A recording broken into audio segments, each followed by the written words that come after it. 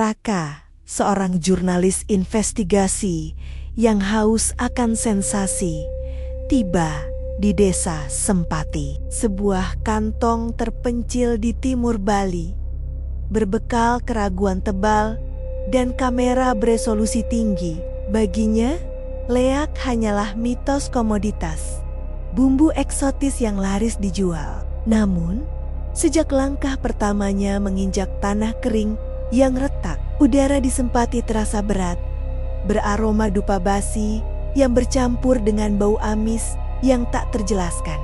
Seolah lapisan tipis realitas telah terkoyak. Penduduk desa dengan mata yang menyimpan ketakutan purba menolak untuk berbicara, hanya menunjuk ke arah hutan pala yang gelap di tepi desa, tempat konon ilmu pengiwa ilmu hitam dipraktikkan. Raka didorong oleh arogansi intelektualnya, menganggap sikap bungkam mereka sebagai undangan untuk membuktikan dirinya benar. Ia mencari sumber terdalam, menolak peringatan seorang pemangku yang berbisik bahwa leak bukanlah hantu, melainkan manifestasi dari kehendak manusia yang korup, kegelapan abadi yang dilepaskan karena ambisi melampaui batas dharma. Malam pertama ia habiskan dengan mengamati tanpa hasil, hanya mendapati keheningan yang menyesakkan. Tetapi di bawah bantalnya, ia menemukan selembar daun lontar kering yang terasa panas saat disentuh, mengisyaratkan bahwa ia telah dilihat dan kini menjadi bagian dari permainan yang jauh lebih tua daripada sejarah yang ia pelajari di bangku kuliah. Keingintahuan Raka berujung pada Ni Wayan, seorang Balian tua yang tinggal di pondok terpencil, dikelilingi oleh tanaman rimpang beracun dan jimat yang tergantung layu. Ni Wayan awalnya menolak. Tubuhnya gemetar, matanya dipenuhi kabut ketakutan yang mendalam. Tetapi Raka memaksanya, menjanjikan uang dan anonimitas, meremehkan konsekuensi spiritual yang tak terlihat. Malam itu, di bawah rembulan separuh yang tergantung rendah seperti sabit tajam, Ni Wayan dengan suara serak yang terasa seperti gesekan batu menceritakan rahasia ilmu lik. Bukan sekadar memisahkan raga dari kepala, melainkan pencarian kekuasaan yang absolut, mengubah prana energi kehidupan menjadi senjata mematikan, menuntut korban jiwa sebagai persembahan. Ia memperingatkan Raka bahwa jika ia berani mencari wujud leak saat tilem bulan mati, ia tidak akan hanya melihat, melainkan akan diikat. Jiwanya akan menjadi bahan bakar abadi saat Ni Wayan mengucapkan mantra perlindungan yang samar. Raka merasakan hawa dingin menusuk, bukan dari angin malam, tetapi seolah ada sesuatu yang menembus lapisan pelindung kulitnya, mengendus rasa takut yang baru saja bersemi di hatinya yang selama ini bebal.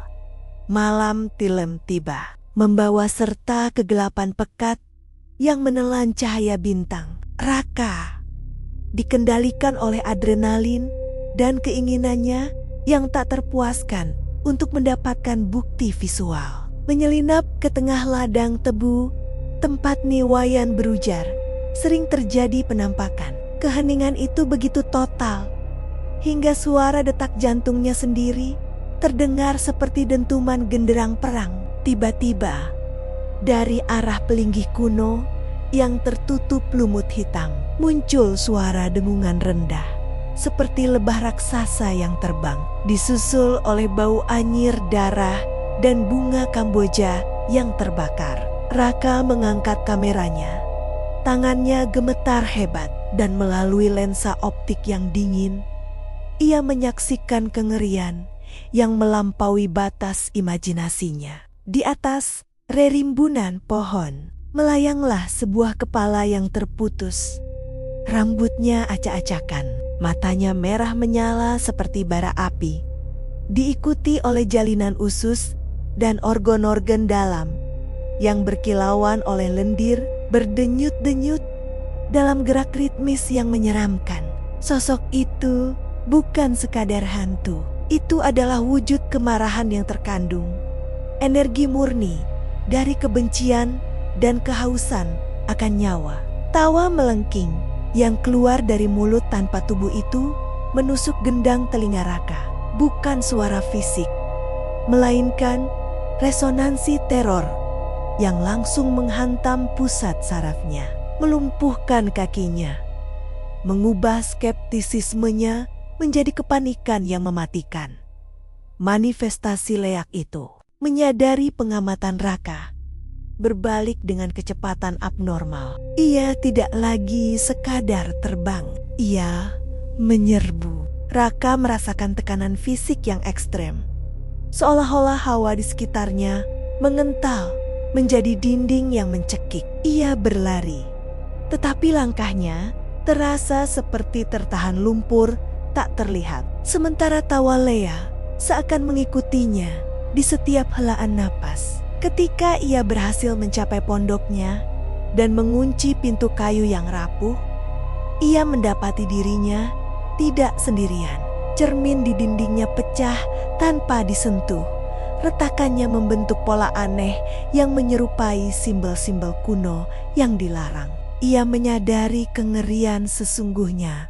Leak tidak hanya menyerang tubuh, tetapi merobek niskala dunia spiritual, menanamkan benih gila dalam pikirannya. Ia melihat bayangannya sendiri di pecahan kaca.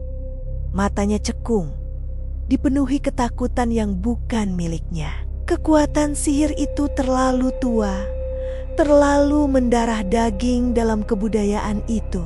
Raka yang datang untuk mencari kebenaran, kini menjadi mangsa dalam labirin kegaiban yang tidak tunduk pada hukum fisika yang ia kenal. Dan malam itu, untuk pertama kalinya dalam hidupnya, ia berdoa, memohon perlindungan dari entitas yang ia yakini tidak ada sampai beberapa jam yang lalu. Klimaks terjadi menjelang subuh, saat Leak dalam wujud yang tak terlihat, namun kekuatannya terasa dominan, menerobos benteng mental Raka. Ia tidak lagi mendengar tawa, ia mendengar bisikan, ribuan suara yang menjanjikan kekuasaan tanpa batas jika ia menyerahkan dirinya, atau kehancuran total jika ia terus melawan. Raka mencengkeram kamera yang berisi bukti visual Leak, seolah itu adalah satu-satunya jangkar menuju kewarasan. Namun, dalam kilatan horor yang tiba-tiba, ia menyadari bahwa keinginannya untuk memenangkan dan membongkar rahasia kuno itu adalah sumber kelemahan terbesarnya. Arogansi yang dicari Leak dalam upaya terakhir yang putus asa untuk melepaskan diri dari tarikan kegelapan. Raka menyambar korek api dan membakar seluruh hasil kerjanya. Catatan, rekaman suara, dan chip memori kameranya. Api kecil itu menjadi lambang penyerahan diri. Sebuah pengakuan bahwa ada ranah di mana logika rasional modern harus tunduk. Saat bukti itu berubah menjadi abu, tekanan di ruangan itu sedikit mengendur. Leak mundur, bukan karena kalah, melainkan karena target spiritualnya, keinginan Raka untuk mengeksploitasi, telah hilang, tetapi meninggalkan bekas luka yang mengerikan di retinanya. Janji akan kegilaan yang membayangi. Fajar menyingsing, mewarnai langit timur dengan gradasi merah darah. Raka meninggalkan desa Sempati sebelum matahari mencapai puncaknya. Ia tidak membawa apa-apa selain pakaian di punggungnya dan jiwa yang babak belur, selamanya ternoda oleh pemandangan di malam tilam. Ia bukan lagi jurnalis yang sinis. Ia adalah saksi bisu akan kekuatan yang melampaui pemahaman material. Pesan moral yang ia bawa pulang, terukir dalam setiap denyut sarafnya, adalah pelajaran pahit tentang batas dan rasa hormat.